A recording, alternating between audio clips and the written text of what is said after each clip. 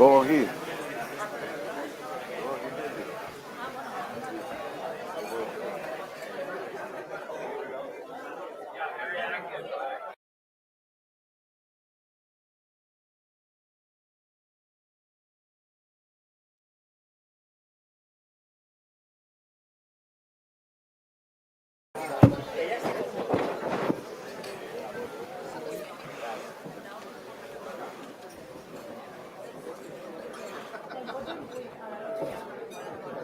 Hola. Buenas tardes. Good afternoon. Bueno, today we are honored to welcome David Carr, Nobel Memorial Prize 2021 to the Círculo Ecuestre. Welcome to your new home in Barcelona, David, because I am notifying you that we have named honorary member of the Círculo Ecuestre. The first Nobel in the Círculo Ecuestre. It's a club founded in 1856 with a civil society, a living, active, international club. I trust that today begins a long friendship and collaboration with you. Thank you very much, Mr. Carr. Quiero también dar la bienvenida al Círculo Ecuestre al director y subdirectora de la Universidad Pompeu Fabra, José Manuel Martí de Sierra y Fátima Pigué, próximos socios. La Universidad es socia de aquí, sí o sí, lo hablaremos con José Manuel. Y agradecer la presencia directora adjunta del periódico, Gemma Martínez. Gemma, bienvenida, que dialogará con nuestro invitado. Y por último, un agradecimiento especial a Manuel García, socio del Círculo Ecuestre, graduado en Berkeley, y que ha sido el nexo de unión para que hoy David Carr, el doctor Carr, esté con nosotros. Un lujo y un honor para esta institución, para el Círculo Ecuestre. Gracias a todos ustedes. Yo les cedo la palabra a Manuel García para que haga la presentación. Muchas gracias.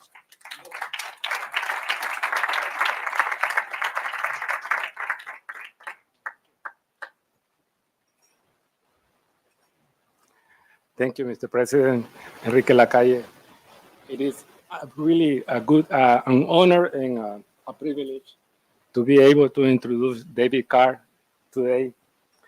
Before I continue, I want to tell you, like, at the beginning of the year of January, my university, Berkeley, invited me to attend a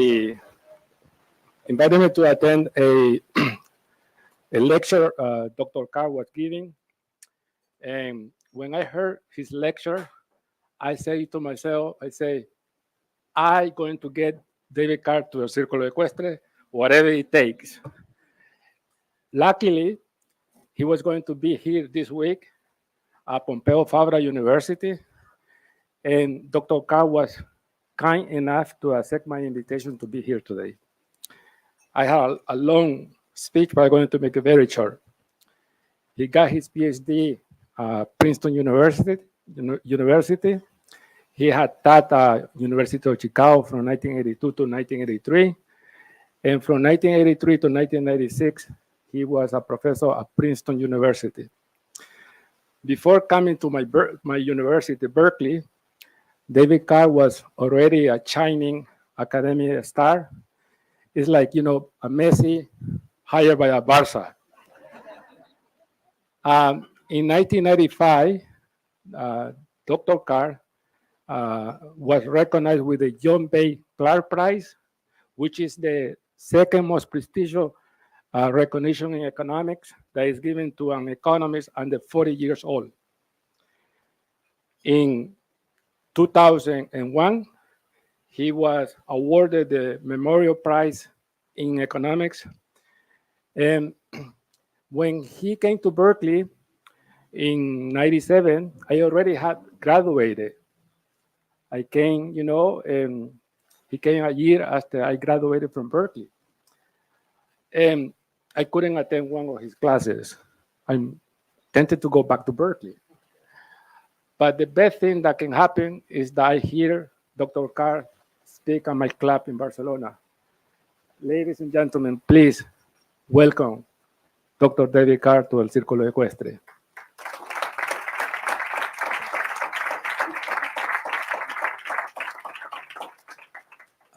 thank you very much, Emmanuel, for that very kind introduction.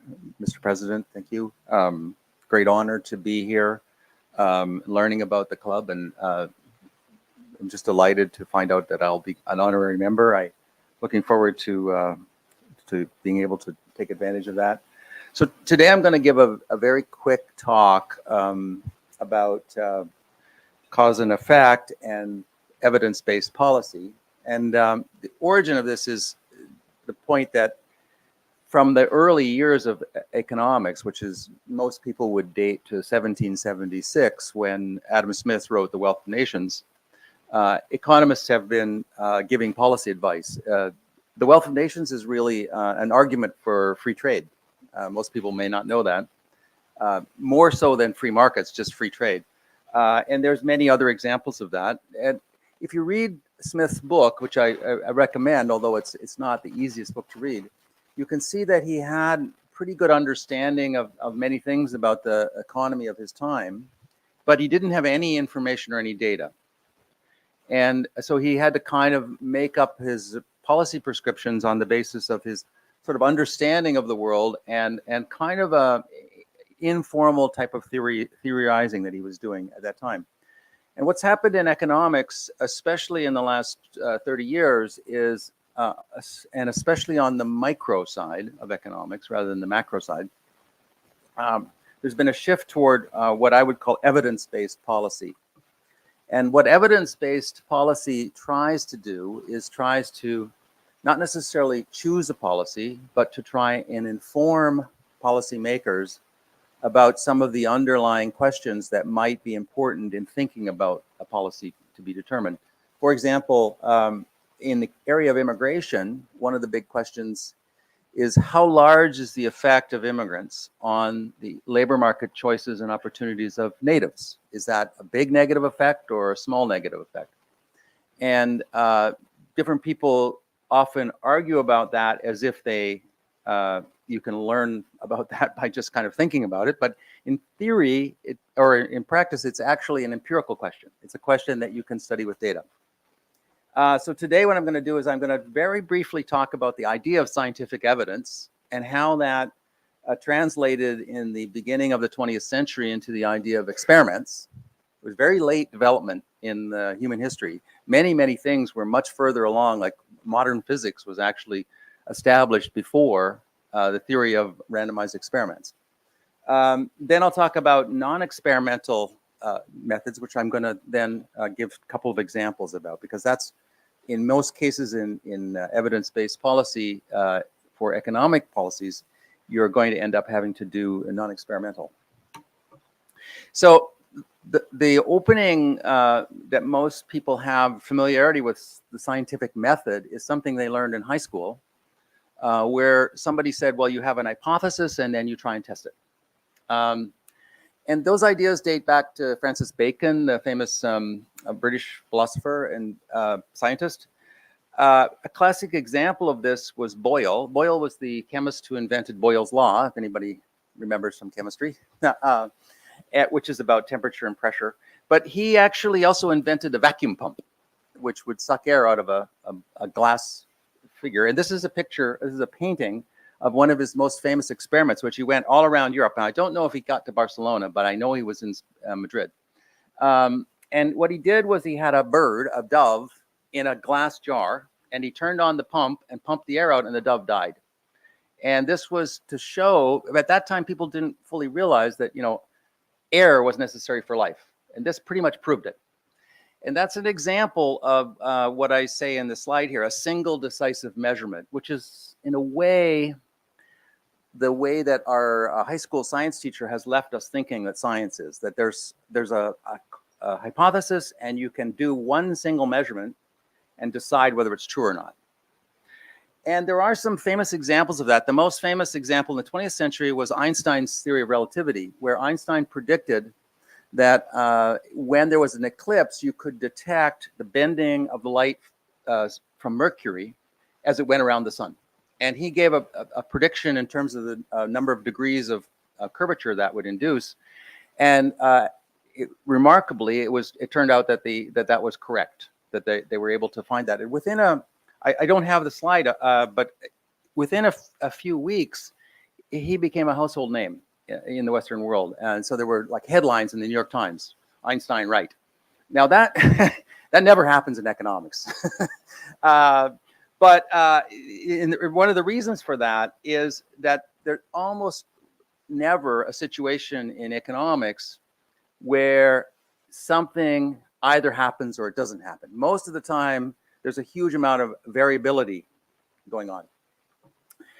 And by the end of the 19th century, there was general recognition that that was kind of a common problem, especially in the medical area. So people were aware that you could try and treat diseases and there would be some potential changes, but they really wasn't until the 1920s when Ronald Fisher, who was an Australian, brought to England, early statistician, and he was brought to this agricultural research station, and they had been running what they called experiments for about 100 years at this farm, where they would plant one version of rye one year and then another version the next year. And one year it looked like one variety was better, and then next year the other variety was better. So they really weren't making any progress. And what Fisher realized is that in order to actually be able to determine in a situation where there's a lot of variability, is you have to have a kind of a purposeful assignment. And he designed, this is a picture of his field in the station. And you can see if you look at it carefully, it's a 5x5 field. So there's 25 squares. And there's 3 varieties being sown in this field, and they're kind of distributed across the squares. If there's anybody who took statistics as an undergraduate, you might have heard the term Latin squares. This is a Latin square. And what Fisher's method allowed people to do is say, okay, we're going to compare the three of these plots are one variety, another 3 are another. We're going to compare on average how they do against the competition. And over the next couple of decades, this idea became more solidified, and people realized that you can actually do something like this only with 2 branches if you do what we call now random assignment. So the random assignment or randomized controlled trial idea, and most people have heard about this because they're sort of aware that this is how we test drugs and certain other things. You take a population of, say, patients, people that all have heart disease, you divide them in 2, but you have to do that randomly. Okay, so you take the group and you say, okay, some fraction are going to get the treatment, the other guys are not. Ideally, in these kind of experiments, the patients don't know what their status is. And that's the origin of the term placebo. So if the concern is if you tell people, well, you're in the treatment group, actually that can have a positive effect even if there's no treatment. And that's the origin of this term. And so normally you would have a situation, especially in medical trials, where people don't know that they're being treated. And even more, you want to make sure that the people who are measuring them don't know who's treated, because inevitably there'll be a little cheating going on. Very often people who know that this is a treated case will say, well, I think the treatment must work, so this must be good. So you want to try and keep both the people who are in the experiment and the people measuring uninformed. That's called a double-blind experiment. And then what you do after that's over with is you just compare the outcomes of the treatment group and the control group. And if the difference is large, you'd say, well, it looks like the treatment did something. Now, why does that work, and what's that all about? And this gives me a chance to bring up Star Trek. Some of the older folks in the room will know about Star Trek. And this looks like it's Kirk and Spock, but actually this is, if you remember the episodes of Star Trek, the #1 idea they have in many science fiction novels is this idea of a parallel universe. So this is evil Spock and evil Kirk.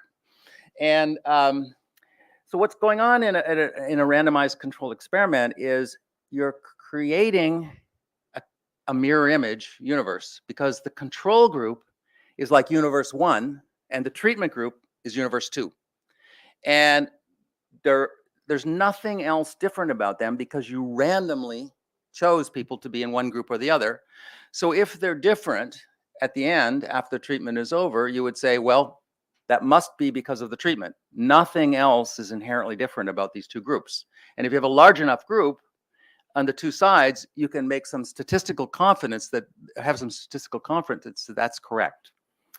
Now, importantly, in economics, there's a lot of issues that can't be resolved this way. And normally I would say that's because we can't really come up with a counterfactual. So if you think about like debate about what was the cause of inflation in the last 5 years, there's no counterfactual. We don't have another economy that didn't have COVID and didn't have monetary policy to try and fight it and didn't have fiscal policy to do something. So we basically don't really know what that parallel universe did.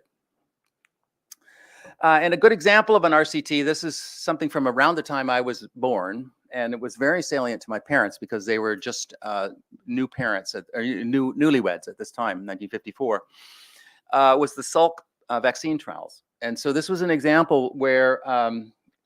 Salk had invented a potential vaccine. He convinced a big charity in the United States to run a huge experiment, 1.8 million children. And the way they did it was the children would come to a school. This is an example of a picture of them in line. And every second needle would be the Salk vaccine, and the other one was just saline solution. And so that the children themselves and their parents didn't actually know who was vaccinated and who was not.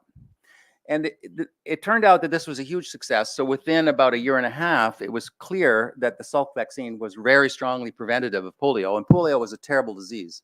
A lot of people who get it end up being paralyzed for most of their life, or the rest of their lives. Now, on the other hand, it's a very low incidence disease. So it's only 50 out of 100,000 people who will get it in the population, even when it's uncontrolled. So you need a huge population. And so this was considered a huge success. Now, that ideal of an RCT has become very important, and actually economists run a lot of experiments of this type in certain settings. But there's a lot of situations where you can't do a randomized control trial, and there's a bunch of reasons for that.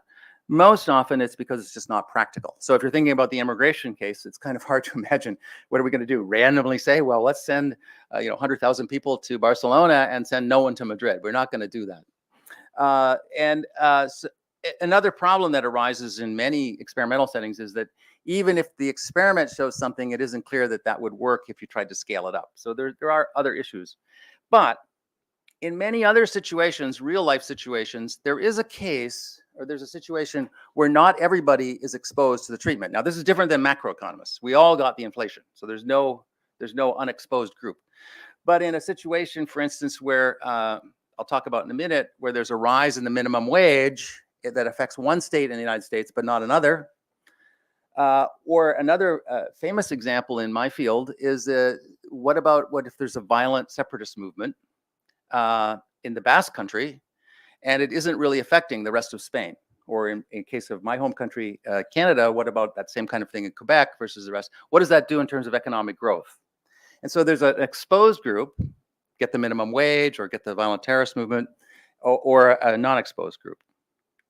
And a classic example in labor economics, where I first started working on this problem, is in programs for people who are unemployed, where you have people who are unemployed and you take some of them and you give them an extra year of training or some kind of special help getting a job. And so you've got a bunch of people who have a treatment, or a region, or a firm, or a school. You've got others who don't. The problem is, it isn't necessarily the case that you've got the mirror image parallel universe situation, because those two groups are different. And those differences are going to lead to differences in the outcomes of the two groups, no matter whether you treat them or not. How do you deal with that? Well, if you think that the group differences are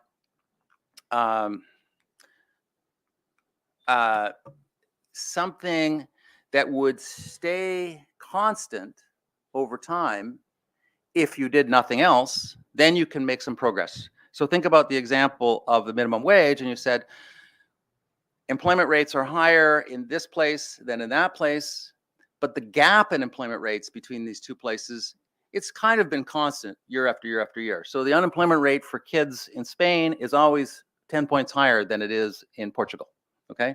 And you say, well, if that gap is always 10 points higher, and we introduce a new program in Spain, we might be able to use Portugal as a control group. Now, I'm not saying that would be a good idea, but that's a potential example.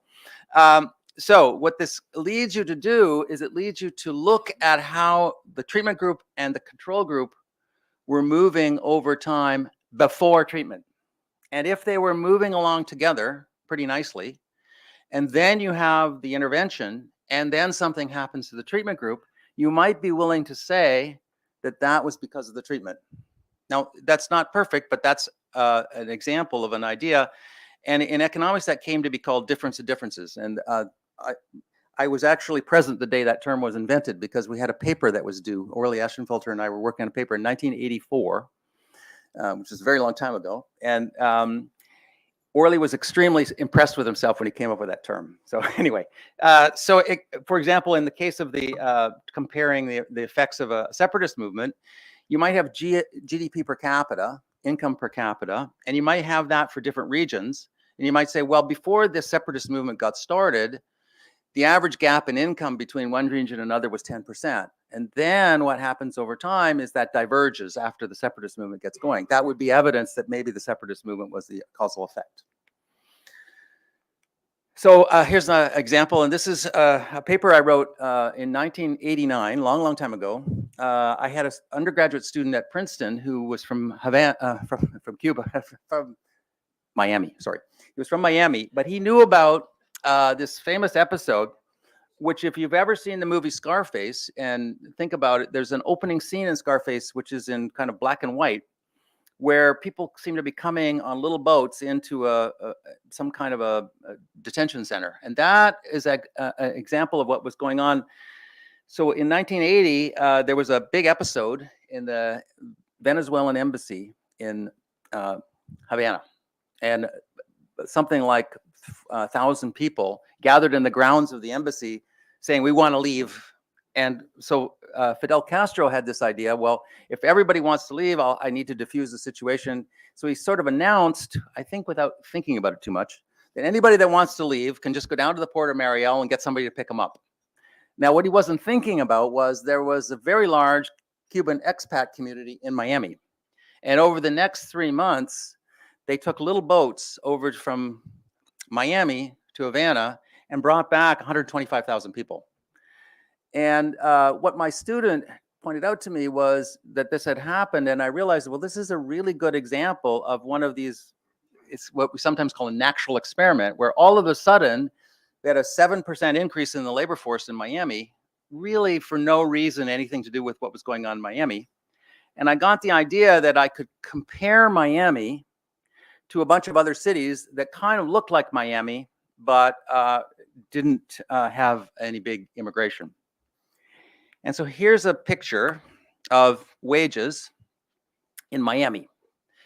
And it's a logarithmic scale. Economists love logarithms. I'm sorry about that, but so it's a little hard to interpret, but the differences are percentages. And it's showing years, 1973 to 1981. The boat lift occurs at the green line, so it's in the middle here, okay? Then you can see wages are sort of going down. These are real wages adjusted for inflation, and the 1970s were kind of a bad time in the United States. Everybody remembers disco. This is when I was graduating from high school and college. This was a bad time. Anyway, wages were falling. And if you looked at the graph, you might say, well, actually, it looks like they kind of went down after the boat lift, although there was a bit of a trend. So you might have been tempted to say that there was a big negative effect of the boat lift. But when you put the comparison group on, this is those other 4 cities, you can see that actually the same thing was happening elsewhere. And what this illustrates is 2 things that are very important in all of social sciences, but especially in economics, which is, 1, outcomes are pretty variable. There's a lot of things going on that's hard to predict. And 2, you really need the control group. If you don't have the control group, you could easily convince yourself that you knew what was going on. So you really do need to have a comparison.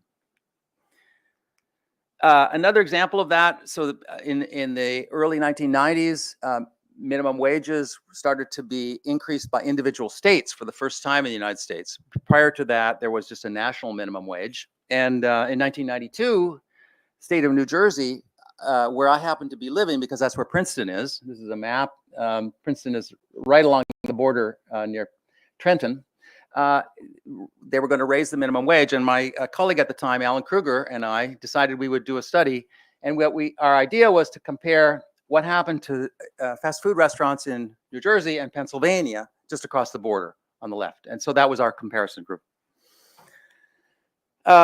Just for, since we're in Spain, this is a famous paper by Alberto Abadie, and I hesitate to pronounce the second name. I guess it must be a Basque name. And this is a study of the effect of the ETA terrorist movement in the Basque Country. And they're dating the arrival of that to around 1974, 75, which is, death of Franco and so on. And what they did was they decided they would compare the Basque region to an average of the Catalonia and the Madrid region. And the region, the combination here that's in the dotted line is 85% Catalonia, 15% Madrid, okay? And that turns out, if you look, before 1975, the trends in income per capita are about the same in the two regions. So there's a pretty good comparison.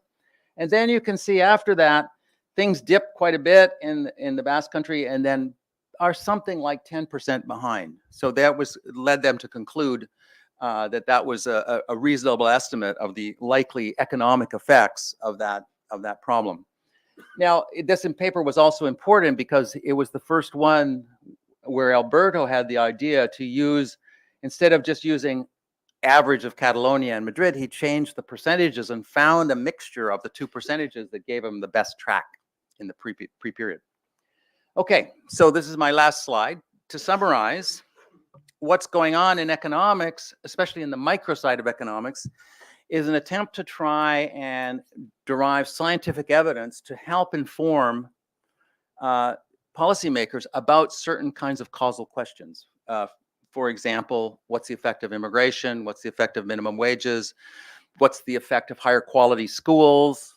What's the effect of many different policies, health policies, all kinds of policies like that. And so economists are becoming much more involved in all kinds of areas that when you talk to people who remember economics from their, many years ago, think, well, I didn't know economists study that. So we've sort of taken over a lot of these areas because of these methods. And the benchmark that people have in mind is an RCT, a randomized controlled trial, but these kind of methods, which I call difference of differences methods, can help even in situations where you don't have a real experiment, but you might be able to do some kind of comparison. And I would say I do some consulting in the tech industry, and in the tech industry, they do all kinds of experiments every night. When you buy something online, somebody else is paying a different price than you. But it's also true that there's many problems in the tech sector that can't be solved by A/B testing. And so there's a huge amount of this other kind of difference of differences analysis going on. So I'll stop there and we'll be able to do questions. Thank you.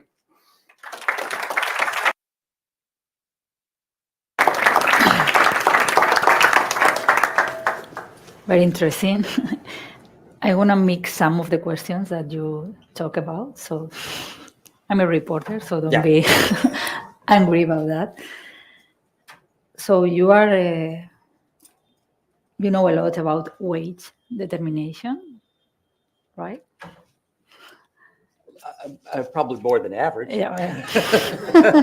I don't know whether that's a lot. Yeah, that's a lot. And we are in Spain, where we have a huge debate about rise of the minimum wage. You know that. I know you know that. Since 2018, the Spanish government, which is run by a left party, the Socialist Party, have raised the minimum wage 54% in this year. The last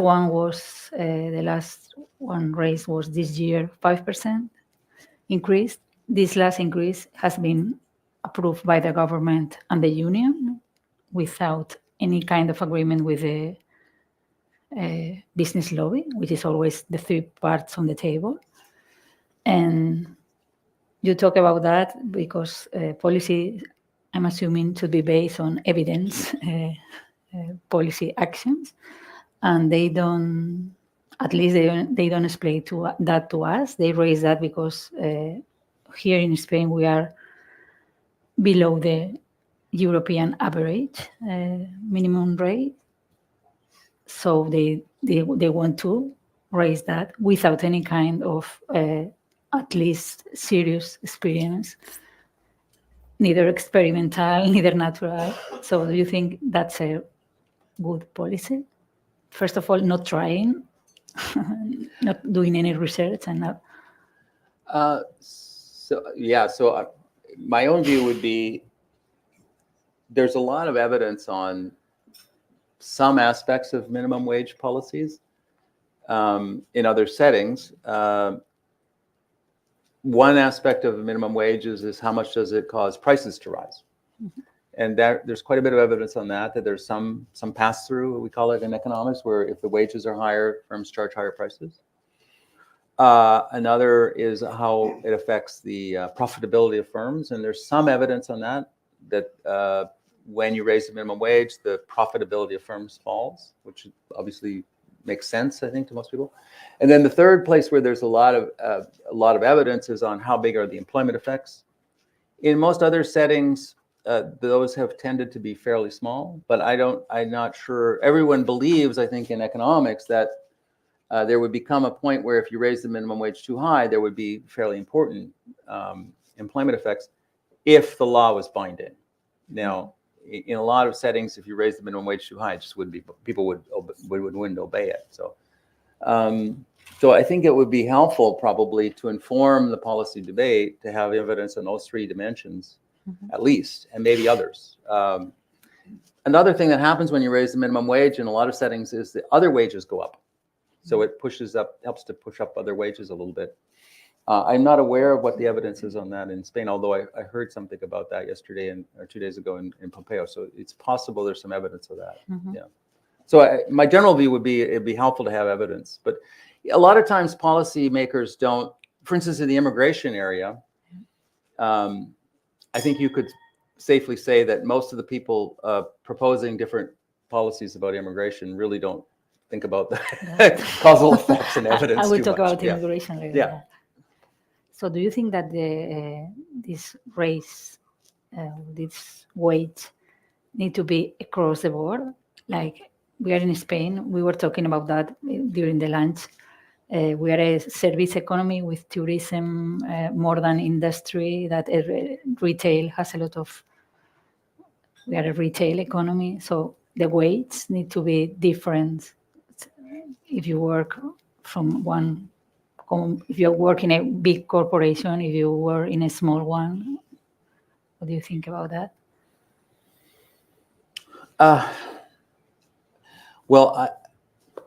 Historically, in some countries, there used to be different minimum wages for different sectors.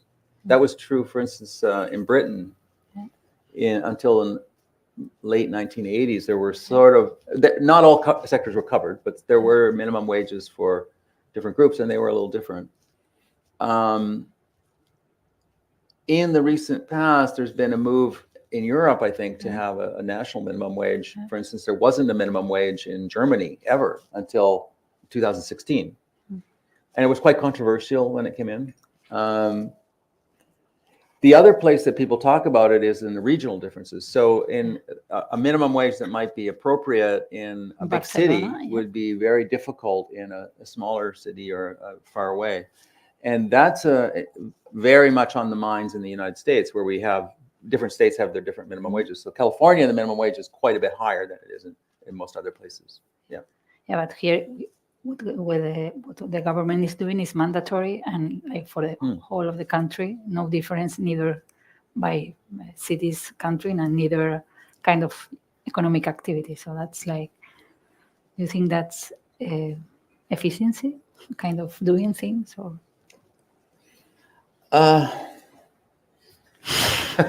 I'm sure they have their objectives. Yeah. And at the same time, we had like a tight job market, and we had some difficulties for having enough candidates for some kind of jobs. We don't have enough candidates for fill job descriptions or job positions, and at the same time that we don't want to raise the wage. So how do we are in a corporate environment? How do we balance both of the? Yeah, so the traditional view in economics, for many years was that in the labor market, firms would raise the wage if they were having trouble recruiting. And so you really didn't want to necessarily intervene. But, and it's kind of like the same argument that people would make about firms selling products. They say, well, firms are going to set the price where they can kind of reach the most consumers, so we don't want to tell firms to lower their prices. But now there's a lot of evidence that even in tight labor markets, wages seem to be low, and that firms often run with large vacancy rates. In fact, that was the motivation really for my work on minimum wages, was trying to understand why employers seem to say we need more workers, and yet they don't raise wages. And so in the last 20 years or so, economic modeling has come to understand that we really need to think about how firms choose the wage they set, and that it isn't necessarily just a simple Adam Smith kind of story. But whether that, how much that should matter in policy discussions about the minimum wage is still unclear in the field of economics, I think, so far. Yeah. Mm-hmm. Another thing about Spanish economy is that job market, we have overqualified, some kind of overqualified population, so that the education needs doesn't match the company's needs, even though we have been debate about that for decades. So it's not easy to find the right match, and sometimes there are overqualified candidates for low profiles and the other way around. How can we solve that if there's a way of? Well, I think one thing to keep in mind, that problem is true in many, many countries. It's a big problem in China right now. Mm-hmm. It's a huge problem in Korea, where Korea is the most remarkable country. There, almost 2/3 of all the kids in Korea are going to university. So they created this massively successful expansion of the university system, but now there's no jobs for university graduates. So I think that's not necessarily just the government that's kind of making a problem there. I think parents, especially parents with strong aspirations for their children, think, okay, I've got to get my kid to go to university. That's the real way to have success. And almost all data shows that people who go to university earn more than people who don't, on average. I mean, there's just unambiguously that's true. So they're kind of thinking, well, if I want my child to be successful, I know that that's a good source of income. They're going to have less unemployment. So that's what I would like them to do. But it's not like anybody's coordinating that decision. And so it may be that that's an example of a breakdown in coordination. But also, I mean, maybe we need to change those jobs, some of these low-skilled jobs. And if you go to a place like Japan, there's very few low-skilled jobs because there's very few young workers. So it's possible to use technologies. Mm-hmm. When in 1960s, the government at that time expelled a huge number of Mexicans from the United States, which is something that might be coming in the future again. And one thing that did, and it's very well documented, is it increased automation in the agriculture industry. So you can see ways that the economy can adapt to shortages, and I think we'll see. I think probably that's going to happen. If you go to Norway, for instance, they don't have hardly any low-skilled jobs, and it's not that different than Spain. It's just that there's no, the wages are high. There's not very many poorly educated people, so they really need to change the labor market, and it can be done.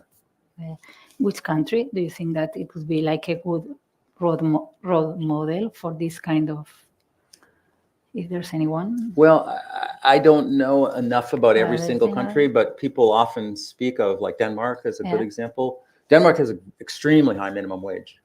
I think it's close to 20 euros an hour. So that's a very high level. But on the other hand, they have lots of other sources of flexibility in the economy. So people think of it as a fairly flexible economy. I hesitate to make a prescription here. Okay, we were talking about this also during lunch about the 4 days week, a mandatory one that the Spanish. I don't have anything against the Spanish government. It's because I'm a reporter. I'm talking about current issues that are on the table. So they want to create a 4 days mandatory for every part of the country, every part of the economy, with the same rate money. We need to work 4 days more or less. That's something that they are trying to get an agreement again with the unions of with the business lobby. With obviously the business lobby is against that, and they are trying to do that, not as fast as the government wants to do, but against. With that, there are some kind of experiment in some part of Spain. Valencia is doing some kind of 4 days things, and United Kingdom, there are some kind of that. But do you think that's a huge issue that needs to be like, again, evidence policy? Well, I'm not aware of any. The one thing I would say about a lot of the examples I was giving is you can make a better guess about the future if you've seen it in the past. So if you've seen past minimum wages, you can maybe say a little bit more about the future. In this case, I'm not aware of too much evidence on. I'm not aware of any country that's mandated a 4-day work week. In 1930, I guess the U.S. mandated 40 hours a week, or you had to pay overtime. And that was very innovative at the time, but we don't have enough data from back then to know what that really did. And it's still controversial what it did. So I think that it will be very interesting to see. I mean, in the United States, it would be immediately run up against the problem of what are we going to do about schools and teachers and students? Because if you're only working 4 days, are you going to have schools only for 4 days, or are they going to go to 4 days so then parents get a vacation day? A lot of parents might like that. Yeah. So you think that this would have to be coordinated. I don't really know. I don't think I can think of any evidence of this. Okay. And we need to go to the public for some questions, but okay. You mentioned immigration. It's always also a huge debate here in Spain, all around Europe right now, and all around the world, even with Mexico and Trump and everything in the States. You wrote that in a slide. How can we know how is the real effect in, for instance, Spanish market, labor market of the immigration? Well, there may be studies of immigration in Spain that I'm not aware of. So I shouldn't say that I don't. It's just that to tell you the honest truth, I don't work on minimum wages at all anymore, and I haven't really worked on migration for a long time. So I'm not totally up to speed on what's going on. But what I would say is that I think the policy discussion or debate about immigration is probably not driven that much by the economics.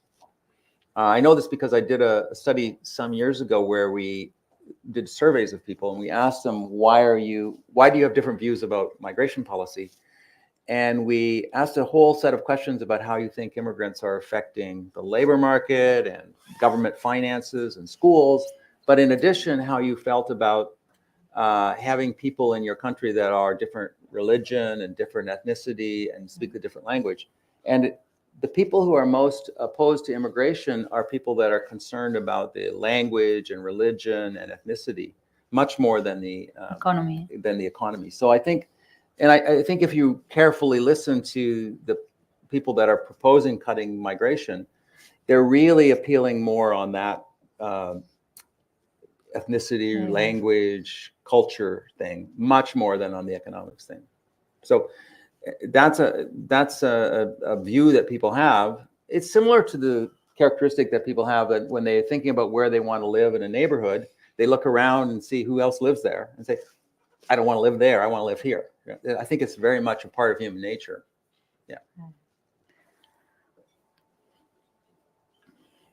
Tenemos preguntas por ahí que creo que sí que las tenemos. Hay algunas escritas y otras creo que me tienen que dar escritas, pero... A ver. I'm reading, right? Okay.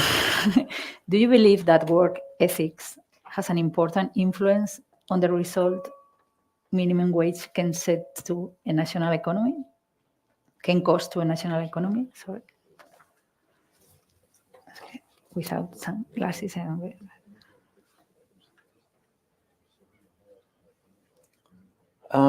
The ethical point of view, I think.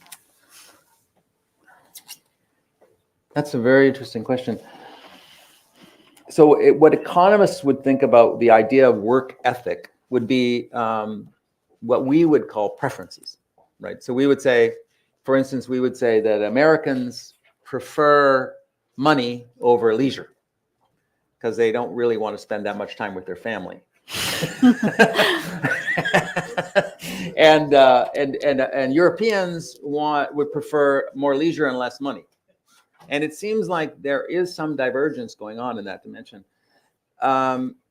Whether that would affect the impact of the minimum wage, I'm not entirely sure that that's so obvious, because at any given point in time, the kind of preferences of all the people who are in the labor market are kind of fixed, right? Mm-hmm. So you raise the minimum wage, you see what happens with the people you've got. Now, maybe over the long term, it would change. I don't know. Okay.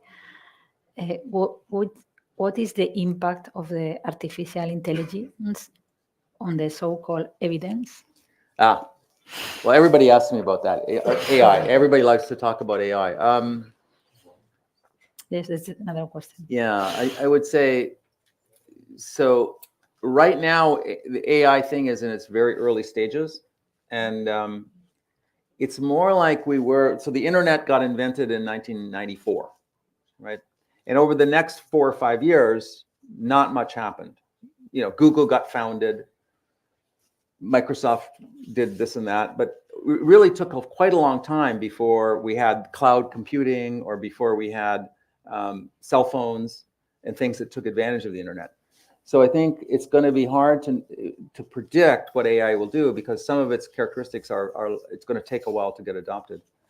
I know that American companies are investing like crazy in AI right now, training models. And there's preliminary research which suggests that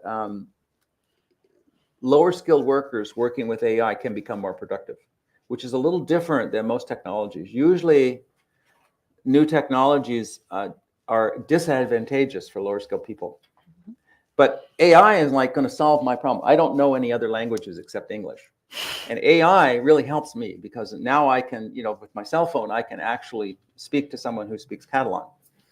So I think for us lower skilled people, this is going to be a big plus. So there are a lot of questions. I'm just trying to read. Is good or bad separatism? You talk about that for the region that tries to separate from the country.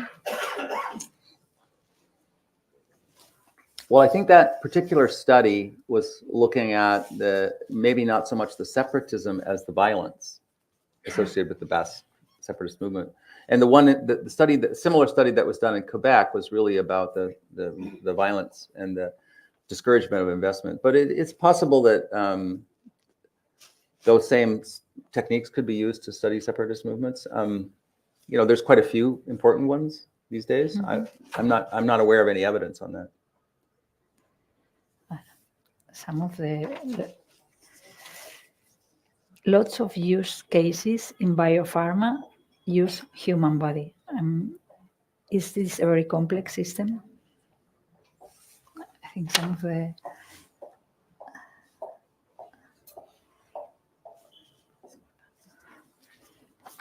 I'm not sure I fully understand that question. I don't know if right. Someone asked if there's a potential for AI in the study of Yeah, economics. I didn't do that- this one because yeah. we talk about Yeah. that. I Yeah. think the author is right there, but can we try? What would be your 5-second speech to convince decision makers, politicians as well, as firm? I don't get the to require unbased empirical evidence. Well, 5 seconds. yeah, it's not going to work. There's no 5-second answer. Perdón. Yeah. No pasa nada, no pasa nada.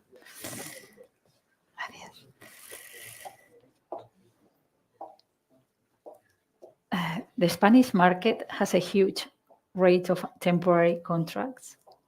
What could help to change this tendency? So for an American, the idea of temporary and permanent contracts is very strange because we don't have permanent contracts. Everybody has a sort of no one has a contract. A tenured professor has a contract, but almost no one else. And so I think what the evidence on this particular issue is entirely from European labor market people, and I don't know enough about it to say. Yeah. Okay. It's not a thing that we have in the United States. Okay, there are 3 really practical questions that I want to read. What type of data do researchers need for their kind of analysis? Who provides this data? And what can we do as citizens to facilitate you get this data? Okay, so these days in economics, especially, the cutting edge of research is combining administrative data in innovative ways. And so, for instance, most of the Scandinavian countries and Germany and now the United States, Canada, we have access to records from different tax systems, which allow you to say who's working at what employer, who are their colleagues on the job, when do they move between employers, how much are they paid, or how much do they earn per month or whatever. And in some cases, what are their characteristics, like what are their education and so on. And that data allows us to really do innovative work on how important are employer decisions about the careers of people. So a lot of new work is sort of pointing to the idea that a really important part of the labor market is what employers are doing. And if you have good employers in an economy, that can really benefit the workers that are there. And so I would say the data exists in Spain. It's just not currently available for researchers too easily. Yeah. So this is about inflation. Uh-huh. The anti-inflation cycle in some large economies have enlarged or create big corporate profits while taking a toll on workers' cost of living. Based on your evidence, what would have been a better policy response in this context to avoid the increase of inequality? Well, this was an example I was giving of a situation where it's very hard to get evidence because there's no counterfactual. We don't really see an economy where there wasn't inflation. Europe, United States, Canada, Australia, Britain, they all had fairly similar rates of inflation. Some tiny bit different, but yeah. So my advice would be, would not be based on evidence. Yeah. I'm assuming it's monopsony. Yeah, monopsony. What do you think of the impact in the labor market in the US and another advanced economy? Xavier Vives. Okay, so monopsony is a situation where an employer has market power and says, okay, I could pay a higher wage, but I prefer not to have such a high wage and have some job openings. And I think nowadays we think that that's the way the labor market works. Almost all employers have a little bit of market power. Some have very little in low-wage labor markets sometimes. In other cases, they have a fair amount of market power. It does, I've done some studies which suggest that it contributes to inequality and that degree of market power has risen over time, probably, in many economies. So it's contributed to some of the rise in inequality. Okay, so I think we are done. Okay. So thank you very much for your time. It has Okay. been really interesting for me. I hope you enjoy as well. And Yeah, thank you very much. Okay, Yeah, thank you. Thanks, everyone. thank you.